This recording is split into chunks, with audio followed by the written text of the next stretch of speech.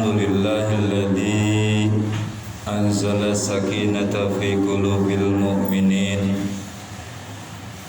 liyazdadu zadana ma'a imanihim.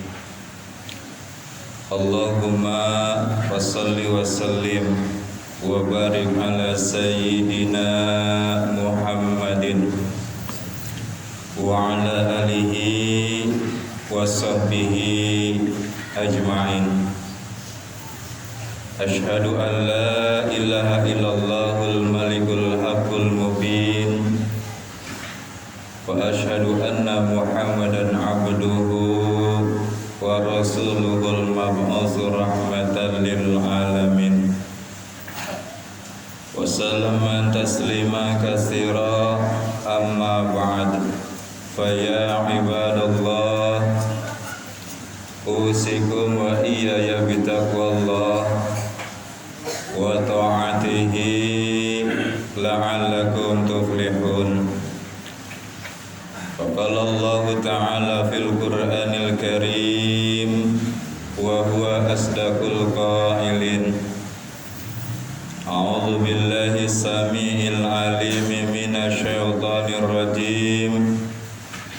Bismillahirrahmanirrahim.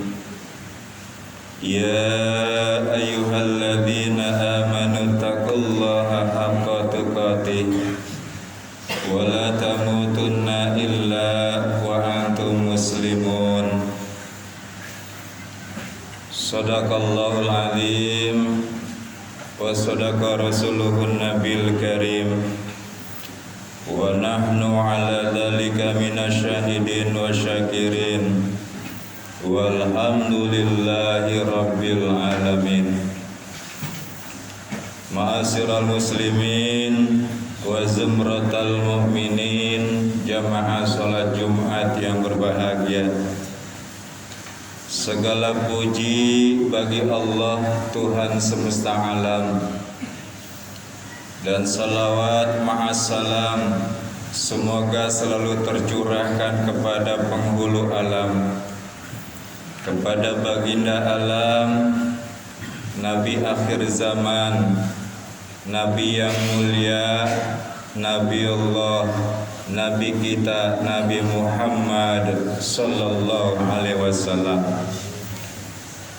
Selanjutnya di atas mimbar ini Al-Fakir mengajak kepada semua jamaah, wabil khusus kepada pribadi, marilah kita selalu berupaya dan berusaha untuk tidak pernah bosan-bosannya meningkatkan keimanan dan ketakwaan kita kepada Allah Subhanahu wa ta'ala.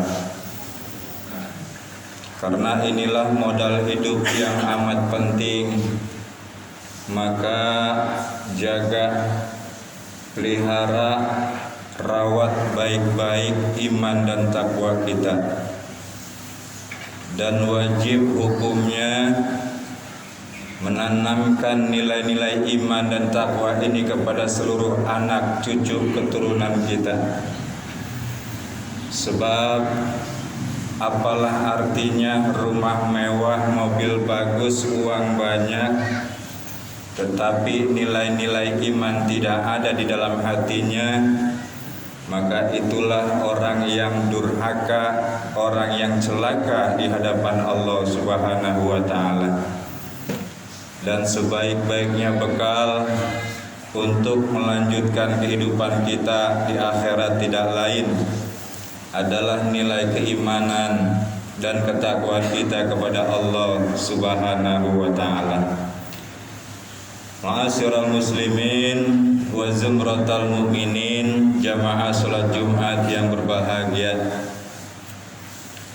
Sudah menjadi satu keinginan kita bersama bahwa setiap amaliyah, setiap ibadah yang kita lakukan, kita pasti ingin mendapatkan nilai di sisi Allah Subhanahu wa ta'ala. kita pasti ingin mendapatkan ridhonya Allah Subhanahu wa ta'ala. Oleh karena itu, dalam kesempatan khutbah Jumat kali ini ada beberapa amalan-amalan untuk mencapai ridhonya Allah Subhanahu wa ta'ala, yang boleh jadi amalan ini sekiranya diremehkan, yang boleh jadi amalan ini tidak diperhatikan, bisa juga ibadah kita tidak mendapatkan ridho dari Allah Subhanahu wa ta'ala. Yang pertama, orang yang mendapatkan ridha Allah atas ibadahnya adalah mereka yang berilmu, mereka yang memiliki ilmu, menuntut ilmu. Karena boleh jadi, mohon maaf, kita tahu praktek cara wudhu, kita tahu praktek cara sholat, tetapi pernahkah kita merenung apakah wudhu saya, toharoh saya, sholat saya sudah benar sesuai dengan tuntunan Rasulullah Muhammad sallallahu alaihi wasallam? Sebab ibadah yang dilandasi, yang mendapatkan ridho dari Allah adalah orang yang ibadahnya mencontoh dari Nabi kita Muhammad sallallahu alaihi wasallam. Ada orang yang wudu, tapi mohon maaf, wudunya tidak sampai ke sikut. Padahal dalam surat Al-Maidah ayat 6, wa aydiyakum ilal marafiq, wajibnya wudu membasuh tangan sampai siku. Banyak hal ini kita perhatikan sikutnya masih kering. Kenapa? Berawal karena tidak memiliki ilmu, berawal karena tidak mau belajar agama. Pertama, orang yang mendapatkan ridha Allah adalah mereka yang beribadah atas dasar memiliki ilmu agama. Yang kedua, siapakah mereka yang mendapatkan ridha Allah Subhanahu wa ta'ala? Yaitu mereka yang melaksanakan perintahnya, mereka yang melaksanakan perintah Allah, baik ibadah kepada Allah maupun ibadah kepada sesama manusia, harus diiringi dengan sifat ikhlas. Wa ma umiru illa liya'budullaha mukhlishina lahuddin. Dan tidaklah aku perintahkan kepadamu wahai Muhammad untuk beribadah kepadaku kecuali dalam keadaan ikhlas. Maka seyogianya kita sebagai orang yang mungkin rajin sholat, yang mungkin kemarin ibadah kita mohon maaf masih ada sesuatu yang lain, hilangkan. Ingin dilihat baik oleh orang lain, hilangkan. Lillahi ta'ala, tanamkan kepada kita, inna sholati wa nusuki wa mahyaya wa mamati lillahi rabbil alamin. Ma'asyiral muslimin wa jumratal mu'minin, jamaah salat Jumat yang berbahagia. Kemudian siapa lagi mereka yang mendapatkan ridho dari Allah atas ibadahnya? Yaitu mereka yang menerima keadaan yang telah diberikan oleh Allah Subhanahu wa ta'ala. Kita kadang sebagai manusia pernah berburuk sangka kepada Allah. Mengapa Allah jadikan musibah ini kepada rumah tangga saya? Mengapa Allah memberikan saya sakit? Justru jawabannya bukan mengapa, tetapi disitulah bagaimana kita bisa menyikapi, menerima ketetapan yang sudah Allah berikan. Karena kita ini ibarat wayang yang sutradaranya, yang dalangnya adalah Allah Subhanahu wa ta'ala. La haula wa la quwata illa billahil alil adim. Kita makhluk tidak ada daya dan kuasa kecuali hanya pertolongan Allah Subhanahu wa ta'ala. Ketika manusia diberikan sesuatu yang tidak enak, kita sering mengeluh. Inilah rubah sifat-sifat seperti ini.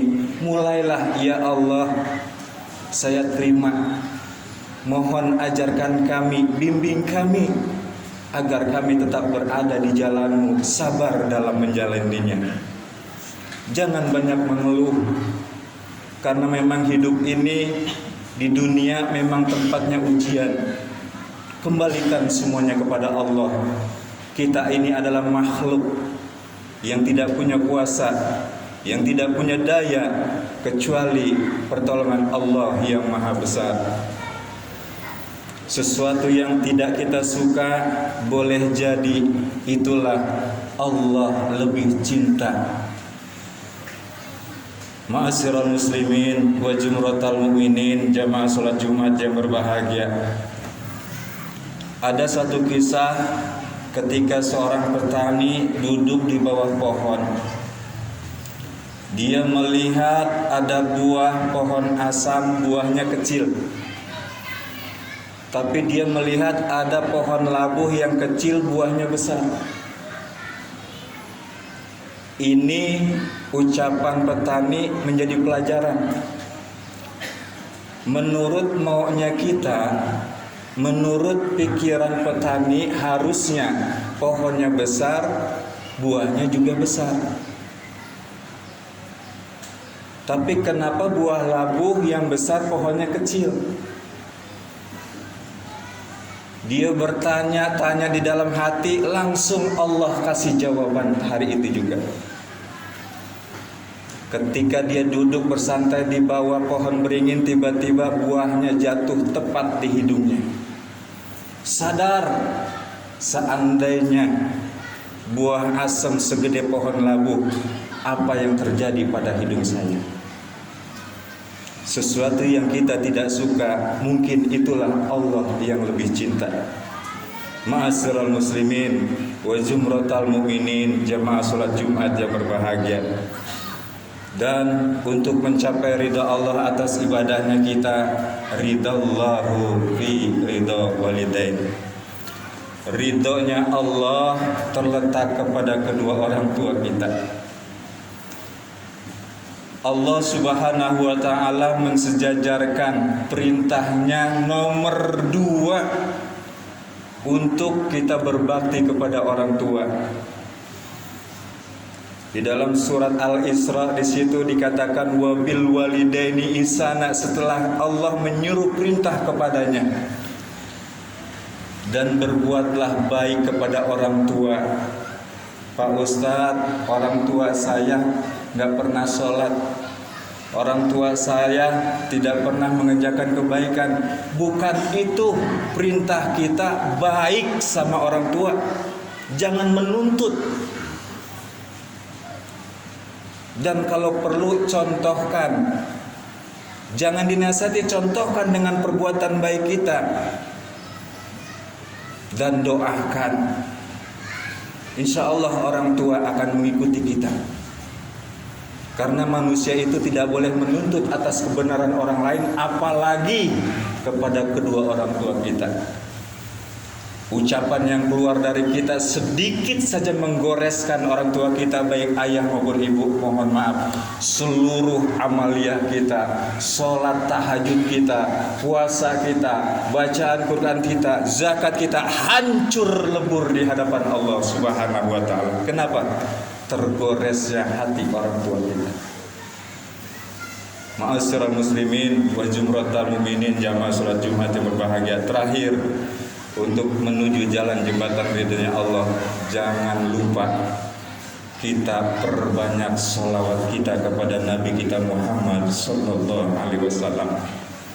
Inilah yang harus kita lakukan selama masih di bulan Maulid. Mudah-mudahan dengan sholawat kita, dengan amalan kita yang sudah kita lakukan, kita mendapatkan ridho dari Allah Subhanahu wa Ta'ala. Ma'asyiral muslimin wa jumratal mukminin, jamaah salat Jumat yang berbahagia. Ini sajalah sebagai penghantar uraian khutbah. Mudah-mudahan bermanfaat dan insya Allah akan menjadi jalan kebaikan kita bersama. Barakallahu fil Qur'anil azim wa nafa'ani wa iyyakum bima fihi minal ayati wa dzikril hakim. Aku liqali hadza wa astaghfirul azim li wa lakum wa lisairil mu'minin wal mu'minat wal muslimin wal muslimat fastaghfirhu innahu huwal ghafurur rahim. Allahumma shalli ala sayyidina Muhammad wa ala ali sayyidina Muhammad.